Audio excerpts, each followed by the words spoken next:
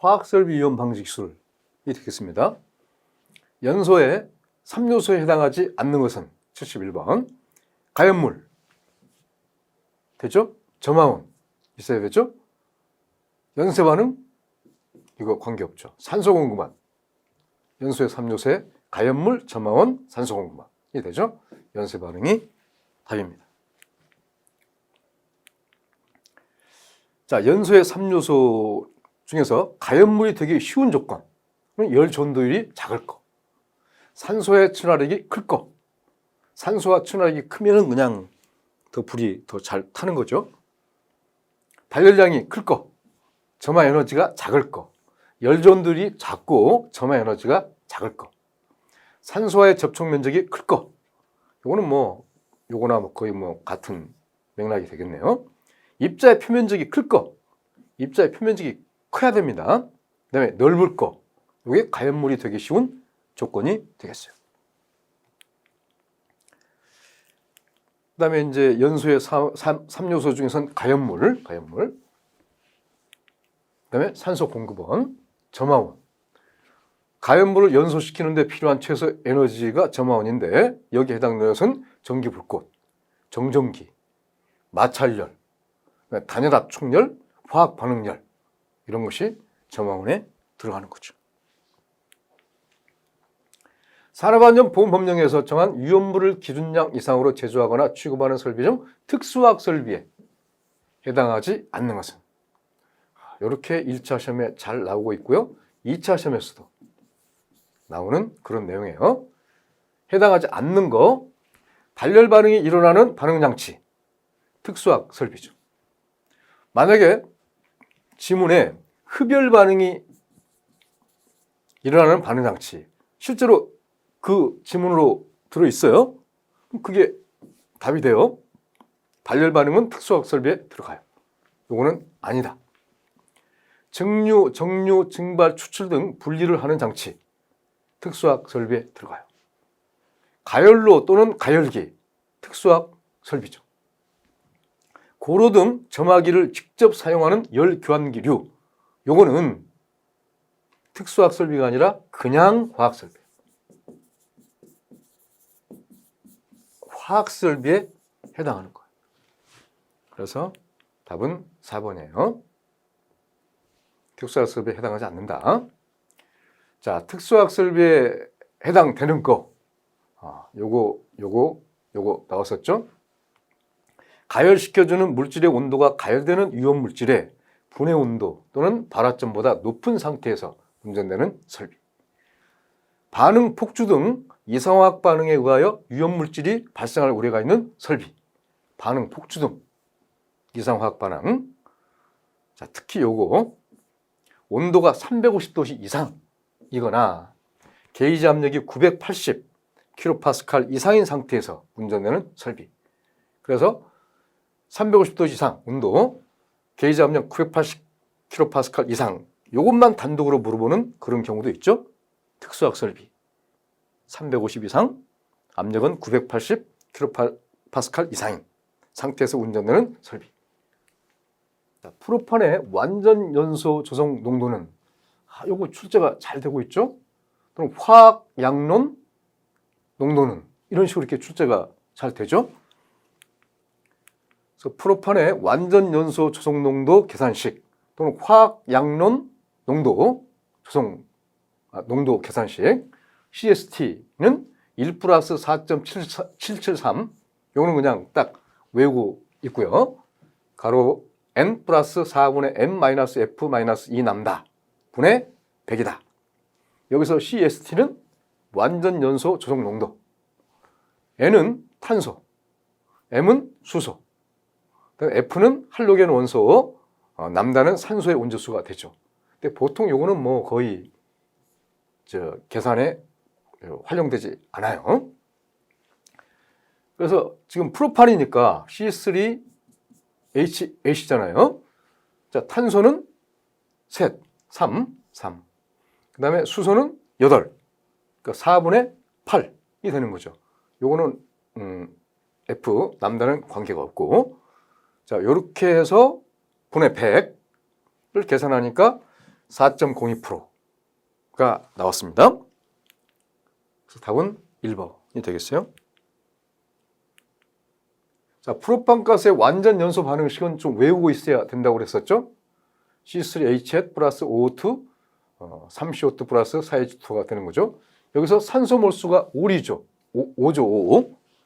5니까 이렇게 계산해도 좋고, 여기다가 그냥 바로 요게 좀 오면서 좀 5죠. 여기다가 그냥 곱하기 5를 해도 되는 거죠. 요 반응식을 알고 있을 때 물과의 반응 또는 열에 의해 분해되어 산소를 발생하는 것은 정린, 과산화나트륨, 유황, 이용화탄소, 과산화나트륨이 됩니다. 답은 2번인데요. 물과의 반응 또는 열에 의해 분해되어 산소를 발생하는 것은 과산화나트륨이다. Na2O2인데 그 반응식은 2Na2O2 플러스 2H2 하니까 4NaOH 플러스 O2 산소가 발생되죠.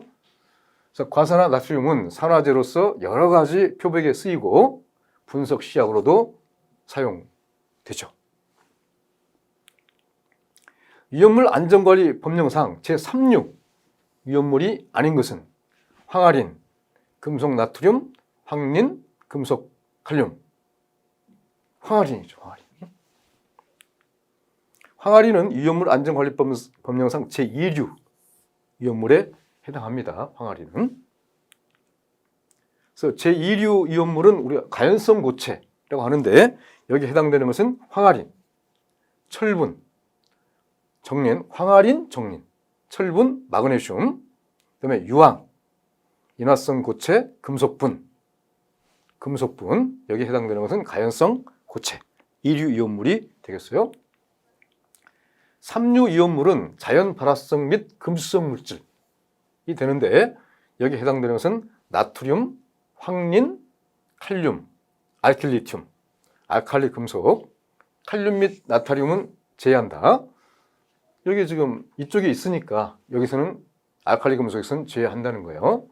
알킬 알루미늄, 위금속 화합물, 금속의 수소화물, 금속의 인화물, 알칼리 금속 및 알칼리 토금속 제3류 이온물에 해당이 됩니다.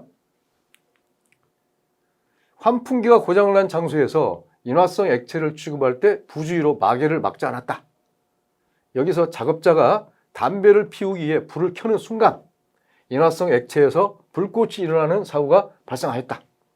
이와 같은 사고의 발생 가능성이 가장 높은 물질은 단 작업 현장의 온도는 20도씨이다.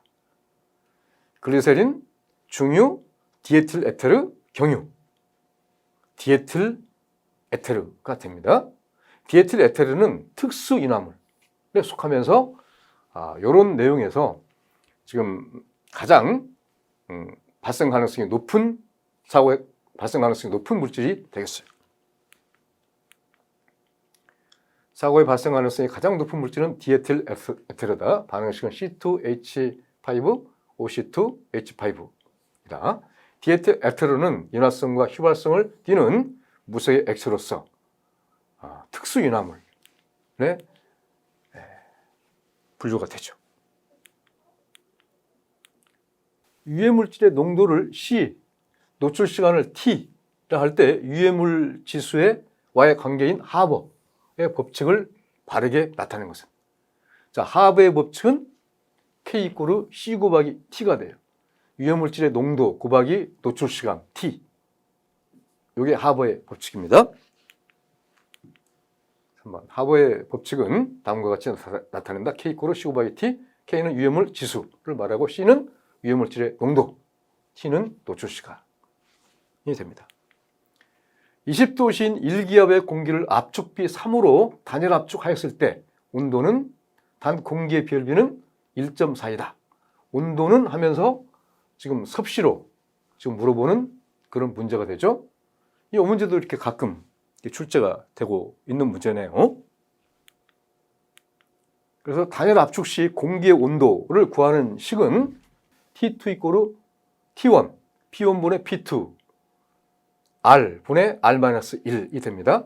여기서 T1은 단열 압축 전 절대 온도, 도K가 되는 거죠. 그래서 T2는 단열 압축 후 절대 온도, 도K. 그래서 P1 분의 P2는 압축비를 말하고, 지금 압축비가 3으로 이렇게 지금 문제가 주어져 있죠. 3.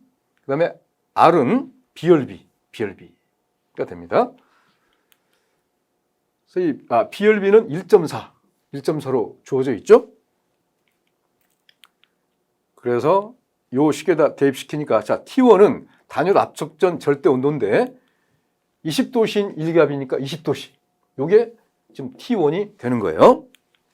그래서 자, 절대 온도 도K로 하기 위해서는 273을 더해줘야 돼요. 273 플러스 20 곱하기 압축비가 3. 그 다음에 이제 비열비는 1.4니까 1.4분의 1.4 마이너스 1 이렇게 되는 거죠. 자, 요 내용은 이 계산기를 얼마나 잘 다루느냐, 계산기를 잘 다루느냐가 승패가 달려 있는 거예요. 요 계산기는 일단 1.4분의 1.4 마이너스 1 요거를 갖다가 이렇게 계산을 하다 보면은 요 값이 얼마가 되느냐, 0.2857이 될 거예요. 그러면 요걸 갖다 계산기는 어떻게 하냐면은, 자, 3을 갖다 먼저 눌러주고 공학용 계산기에서 자, 요렇게 생긴 분야가 있을 거예요. 요렇게 생긴 분야가 있죠. 요거를 딱 눌러주는 거예요. 요걸 눌러주고 요걸로 지금 먼저 계산을 해놨죠. 0.2857를 딱 눌러주게 되면 이게 얼마가 되느냐, 1.3687이 나올 거예요. 여기다 곱하기 요거 지금 293, 그죠? 293 이렇게 하면은 401 도K가 되는 거죠. 지금 다 이게 절대 온도로 계산했으니까 도K, 401 도K가 나와요. 자, 우리가 이제 물어보는 문제는 몇 도시냐? 도시로 물어봤으니까 401 도K가 나오면 여기다 마이너스 273을 해주게 되면 답은 약 128도시가 됩니다. 그래서 128이 돼요. 그래서 이 내용은 이 계산기를 활용하는 이 자체가 중요한 내용이 되겠습니다. 절연성 액체를 운반하는 관에서 정전기로 인해 일어나는 화재 및 폭발을 예방하기 위한 방법으로 가장 거리가 먼 것은, 정전기로 인해 일어나는 화재 및 폭발을 예방하기 위한 방법, 거리가 먼 거, 유속을 줄인다. 맞죠? 관을 접지시킨다. 접지시켜야 돼요. 화재 및 폭발 예방하기 위해서 도전성이 큰 재료관을 사용한다. 맞아요. 관의 안찌름을 작게 한다. 관의 안찌름을 크게 해야 되는 거죠. 크게. 그래서 4번이 답이에요. 관의 안찌름을 크게 한다. 절연성 액체를 운반하는 관에서 정전기로 인해 일어나는 화재 및 폭발을 예방하기 위한 방법. 자, 요거 나왔었고요. 관의 안찌름을 크게 한다. 그 다음에 또 관의 굴곡을 없도록 한다. 이것도 예방 방법이 되죠. 분진 폭발에 대한 안전 대책으로 적절하지 않은 것은, 분진 폭발에 대한 것도 이 출제 비중이 높죠. 분진의 퇴적을 방지한다. 맞아요. 점화운을 제거한다. 점화운을 제거시켜줘야 되죠. 입자의 크기를 최소화한다. 입자의 크기를 최대화한다. 입자의 크기를 최대화하는 거예요. 최소화한다가. 그래서 이게 답이 되네요. 불화성 분위기를 조성한다. 안전 대책이죠. 입자의 크기를 최대화한다. 분진 폭발에 대한 안전 대책, 이렇게 점화운을 제거하고요. 불화성 분위기를 조성하고 입자 크기를 최대화하고, 또 분진이 날리지 않도록 한다. 비산되지 않도록 한다. 분진과 그 주변의 온도를 낮춘다. 온도를 낮춰줘야 돼요. 근데 분진이 입자의 표면적을 작게 한다. 표면적을 작게 한다. 분진 폭발의 특성. 폭발 압력과 연소 속도는 가스 폭발보다 작다. 폭발 압력과 연소 속도는 가스 폭발보다 작다.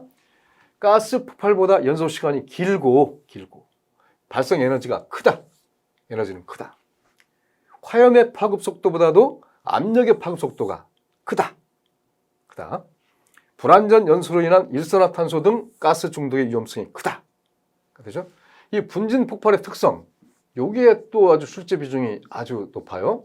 잘 나오는 거예요. 뭐 여기서 다 지문이 하나 정도는 이렇게 바꿔놓는 거죠. 압력의 파급 속도가 화염의 파급 속도보다 빠르다. 그럼 그게 답이 되는 것이고, 또 가스 폭발보다 연소 시간이 짧고 발생 에너지가 작다. 그게 또 답이 되는 것이고, 또 폭발 압력과 연소 속도는 가스 폭발보다 크다. 그게 또 답이 되는 것이고, 불완전 연소로 인한 일산화탄소 등 가스 중독의 위험성이 작다. 위험성이 없다. 이런 말이 나오면 그것도 답이 되는 것이고, 하여튼 잘 나오는 그 내용 중에 하나입니다. 자, 이제 건설안전 기술이 되겠습니다. 토색이 붕괴되는 원인을 외적 요인과 내적 요인으로 나눌 때 외적 요인으로 볼 수 없는 것은 사면 번면의 경사 및 기울기 증가, 외적. 지진 발생 차량 또는 구조물의 중량, 외적. 공사에 의한 진동 및 반복 하중의 증가, 외적. 절도 사면의 토질 암질, 요거는 내적 요인이 되는 거죠. 그래서 답은 4번이에요. 자, 외적 원인 나왔죠? 또 하나, 절도 및 성토 높이의 증가, 외적 원인. 지표수 및 지하수의 침투에 의한 토사 중량의 증가, 외적 원인이에요. 이 고용노동부 고시에 나와 있는 내용이에요. 토속 붕괴 내적 원인에 해당되는 것은 절도 사면의 토질 암질, 성토 사면의 토질, 토속의 강도 저하, 토속 붕괴의 내적 원인이 되는 거죠. 이 내용은 1차도 이렇게 나오고 있지만 1차도 잘 나오는 내용 중에 하나고 2차 시험에서도 나오는 그런 내용입니다. 건설용 양중기에 대한 설명으로 옳은 것이에요. 삼각대릭의 인접 시설에 장애가 없는 상태에서 360도 회전이 가능하다. 삼각대릭은 360도가 아니라 270도 회전이 가능하죠. 이동식 크레인에는 트럭 크레인, 크롤러 크레인 등이 있다. 옳은 것이에요. 트럭 크레인과 크롤러 크레인이 있죠. 이동식 크레인에는. 휠 크레인에는 무한 궤도식과 타이어식이 있으며 장거리 이동에 적당하다. 휠 크레인에는 무한 궤도식은 없고 타이어식이 있으며 장거리 이동에 적당하다. 크롤러 크레인은 휠 크레인보다도 기동성이 뛰어나다. 휠 크레인이 크롤러 크레인보다 기동성이 뛰어난 거죠. 그러니까 크롤러 크레인은 휠 크레인보다도 기동성이 부족하다. 가 맞는 말이 돼요. 답은 2번이 되겠습니다. 자, 이동식 크레인은 트럭 크레인과 크롤러 크레인이 있어요. 그래서 삼각대륙은 270도 회전이 가능하다. 휠 크레인에는 타이어식이 있으며 장거리 이동에 적당하다. 크롤러 크레인은 휠 크레인보다 기동성이 부족하다가 되죠. 다음은 공사 진척에 따른 안전관리비의 사용 기준이다. 가로 안에 들어갈 내용으로 옳은 것은. 자, 이렇게 출제가 되고 있네요. 자, 이런 문제 나오면은 맞아야 되는 거죠.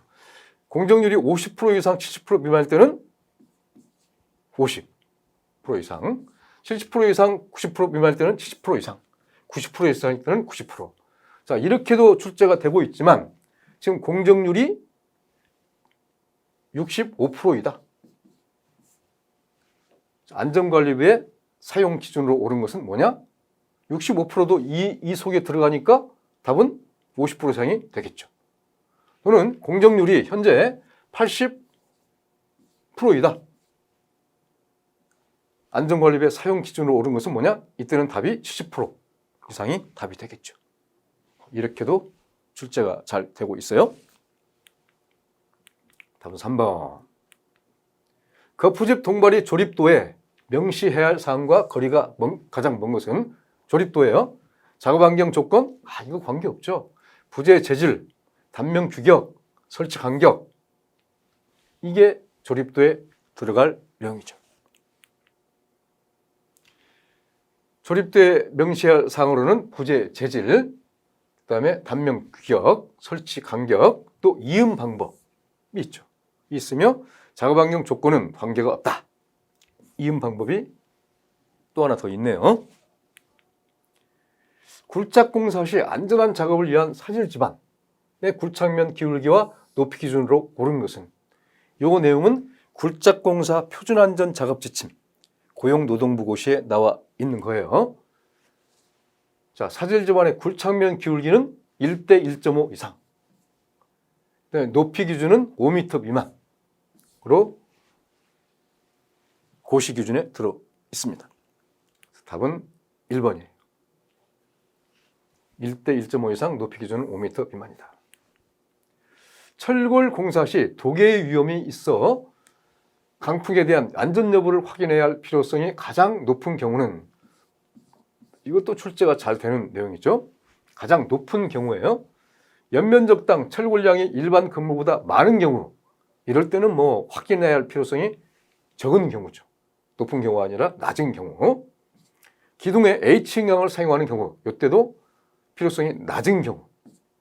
이음부가 공장 용접인 경우, 이때도 확인해야 할 필요성이 가장 낮은 경우에 해당돼요. 이음부가 현장 용접인 경우에는 필요성이 높은 경우가 되는데, 단면 구조가 현저한 차이가 있으며 높이가 20m 이상인 건물, 이때는 바로 강풍에 대한 안전 여부를 확인해야 할 필요성이 높은 경우에 해당이 돼요. 그래서 답은 4번이 되겠습니다. 여기에 있죠. 자, 강풍에 대한 안전 여부를 확인할 필요성이 있는 경우, 철골 공사 시 도계 위험성이 있어서 단면 구조에 현저한 차이가 있는 구조물, 높이 20m 이상인 구조물, 20m 이상, 구조물의 폭과 높이의 비가 1대4 이상인 구조물, 연면적당 철골량이 50kg/제곱미터 이하인 구조물이에요. 여기는 구조물의 폭과 높이의 비가 1대4 이상인 구조물이고, 기둥이 타이플레이트 형인 건물, 이음부가 현장 용접인 구조물. 자, 이것도 1차뿐 아니라 2차 시험에도 나오는 그런 내용입니다. 강관을 사용하여 비계를 구성하는 경우 준수해야 할 기준으로 옳지 않은 것은, 비계 기둥의 간격은 띠장 방향에서는 1.85m 이하, 장선 방향에서는 1.5m 이하로 할 것. 맞죠? 이건 이제 머릿속에 들어 있어야 됩니다. 삐장 간격은 1.5m 이하로 할 것, 1.5m 이하가 아니라 2m 이하로 할 것. 그래서 2번이 답이네요. 비계 기둥의 제일 윗부분으로부터 31m 되는 지점 밑부분의 비계 기둥은 2개 강관으로 묶어 세울 것. 31m 되는 지점은 밑부분의 비계 기둥 2개 강관. 비계 기둥 간의 적재 하중은 400kg을 초과하지 않도록 할 것. 이 문제도 아주 잘 나오는 그런 내용 중에 하나죠. 답은 2번이 되겠습니다. 2m 이하로 합니다. 양중계 와이로프 등 달기구의 안전개수 기준으로 옳은 것은, 단 화물의 하중을 직접 지지하는 달기 와이로프 또는 달기 체인의 경우이다. 화물의 하중을 직접 지지하는 경우는 5 이상이죠. 5 이상입니다. 양중계 와이로프 등 달기구의 안전개수, 이 안전개수는 달기구 절단 하중의 값을 그 달기구에 걸리는 하중의 최대값으로 나눈 값이다. 그래서 양중계 와이로프 등의 달기구의 안전개수를 구하는 식으로 옳은 거, 이런 것도 나와요. 그러면 달기구에 걸리는 하중의 최대값으로 나눈 값 분의, 그러니까 달기구에 걸리는 하중의 최대값 분의 달기구의 절단 하중의 값, 이게 이제 맞는 말이 되죠. 이를 사용해서는 안 된다. 근로자가 탑승하는 운반구를 지지하는 탑승하는 근로자가 달기 와이어로프 또는 달기 체인의 경우에는 10 이상. 화물의 하중을 직접 지지하는 달기 와이어로프 또는 달기 체인의 경우는 5 이상. 훅, 셰클, 클램프, 리프팅 빔의 경우에는 3 이상. 그 밖의 경우는 4 이상이 되죠. 자, 그 다음에 달기구의 경우 최대 하용 하중 등의 표식이 견고하게 붙어있는 것을 사용해야 한다. 자, 요 내용도 이렇게 1차 때 나오고 있지만 2차 때도 잘 나오는 내용 중에 하나가 되겠습니다. 옥내 작업장에는 비상시에 근로자에게 신속하게 알리기 위한 경보용 설비 또는 기구를 설치해야 한다. 그 설치 대상 기준으로 옳은 것은 연면적이 400제곱미터 이상이거나 상시 50명 이상의 근로자가 작업하는 옥내 작업장. 40명이 아니라 50명. 요거죠? 답은 2번이 되겠습니다. 400제곱미터 이상이거나 50명 이상의 근로자가 작업하는 옥내 작업장의 경우 옥내 작업장의 비상용 경보 설비 또는 기구 설치 대상에 해당한다. 산업안전보건법 안전보건 기준에 딱 명시가 되어 있는 사항입니다. 비탈면 붕괴 방지를 위한 붕괴 방지 공법과 가장 거리가 먼 것은 배토공법 있고요. 압성토공법 있죠. 공작물의 설치 있어요. 언더피닝 공법 요거는 해당이 안 되죠. 자, 답은 4번이고요. 자, 언더피닝 공법은 뭐냐? 기존 건물 가까이에 건축공사를 할 때 기존 인접 건물의 인접 지반과 기초를 보강하는 공법으로 붕괴방지 공법과는 관계가 없다. 그런 건데, 자, 언더피닝 공법을 가장 옳게 설명한 것은 출제가 잘 돼요. 기존 건물 가까이에 건축공사를 할 때 기존 인접 건물의 인접 지반과 기초를 보강하는 공법은 무엇이냐? 답은 언더피닝 공법이 되고, 언더피닝 공법은 설명으로 옳은 것은 뭐냐? 이거를 골라주는 문제도 출제가 잘 됩니다. 비탈면 붕괴 방지를 위한 붕괴 방지 공법에는 배토공법은 그 배수공법이나 같은 의미가 되고요. 공작물의 설치, 압성토공법, 앵커공법이 있습니다. 거푸집 동바리 등을 조립하거나 해체하는 작업을 하는 경우에 준수해야 할 사항으로 옳지 않은 것은 거푸집 동바리를 조립하거나 해체하는 경우 해당 작업을 하는 구역에는 관계 근로자가 아닌 사람의 출입을 금지할 것. 이 말이 나오면 거의 이 말은 거의 맞는 말이죠.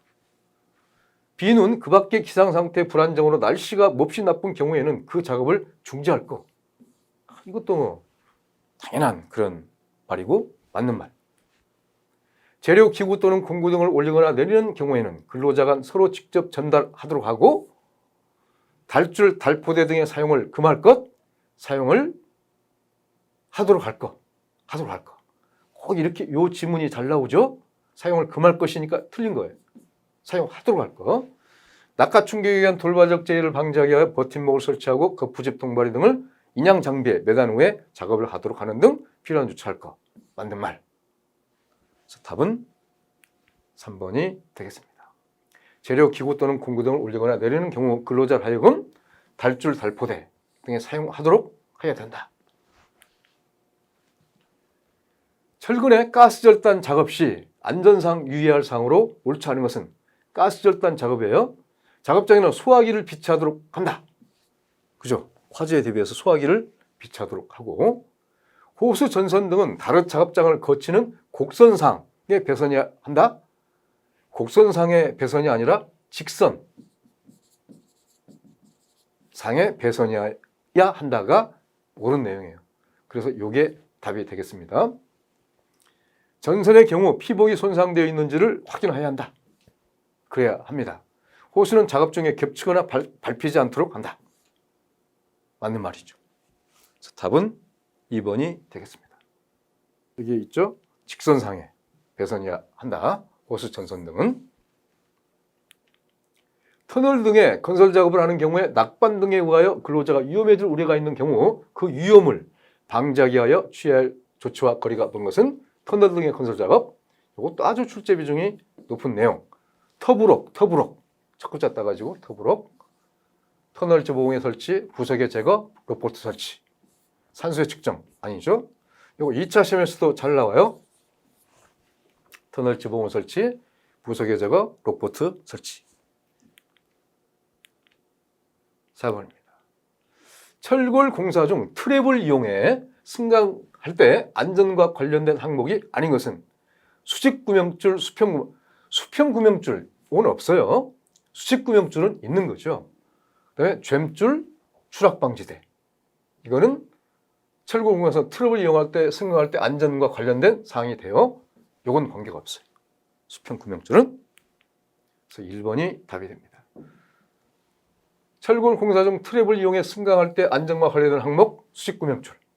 안전대가 있으면 안전대 부착 설비. 네, 젬줄, 추락방지대가 관계가 되죠. 거푸집 및 동발이 설계 시 적용하는 연직 방향 하중에 해당하지 않는 거. 이것도 출제가 잘 되죠. 연직 방향 하중이 있고 수평 방향 하중이 있죠. 콘크리트의 측압. 요거는 수평 방향 하중에 해당돼요. 답은 1번이네요. 철근 콘크리트의 자중, 작업 하중, 충격 하중 다 연직 방향 하중에 해당이 돼요. 콘크리트의 측압은 거푸집 및 동마리 설계 시 적용하는 수평 방향 하중에 해당한다. 자, 연직 방향 하중, 수직 방향 하중하고 같은 말이고 여기에 해당되는 것은 자, 고정 하중, 작업 하중, 충격 하중, 또 적재 하중이 있죠. 고정 하중은 거푸집 자체 중량, 철근 중량 포함, 거푸집 자체 중량을 고정 하중 그래요. 작업 하중은 작업자와 소도구의 하중으로 보통 150kg/제곱미터로 한다. 작업 하중은 보통 150kg/제곱미터로 이렇게 계산을 해요. 충격 하중은 콘크리트 타설 시 및 중기 작업 시 생기는 하중으로 산정되는 적재 하중의 약 50%를 적용한다. 충격 하중은 보통 적재 하중의 50%를 적용합니다. 자, 적재 하중은 뭐냐? 적재 하중은 타설되는 콘크리트, 철근의 중량에 특별히 차량 및 중량의 기계가 적재되는 경우에 합한 하중을 말하는 거죠. 그러면서 이 충격 하중은 적재 하중의 50%를 적용합니다. 자, 거푸집 설계 시 수평 하중은 콘크리트의 측압 있는데 콘크리트의 측압을 구하는데 이용되는 사요소는 여기에 있는데 콘크리트의 그 측압에 영향을 미치는 조건, 콘크리트의 타설 속도, 타설 높이, 단위 용적 중량, 온도, 부위 및 배근 상태, 콘크리트의 측압에 영향을 미치는 요인에 해당되지 않는 것. 그래서 이것도 출제가 되고 있어요. 단위 용적 중량, 온도, 부위 및 배근 상태. 다르지만 최대 측압을 구하는 데 이용되는 사용소, 최대 측압을 구하는 데 이용되는 사요소에는 콘크리트의 타설 높이, 타설 속도, 생콘크리트의 단위 용적 중량, 벽 길이가 포함됩니다. 그다음에 수평 하중에 해당되는 것은 콘크리트의 측압, 그다음에 풍하중, 지진하중. 이거는 수평 하중에 해당되는 것이죠. 철골 작업 시에 위험 방지와 관련하여 철골 작업을 중지해야 하는 강설량의 기준은 이것도 이렇게 1차 시험에 나오고 있지만 2차 시험에 특히 잘 나오는 그런 내용 중에 하나가 요거예요. 강설량은 시간당 1cm 이상인 경우죠. 3번이죠.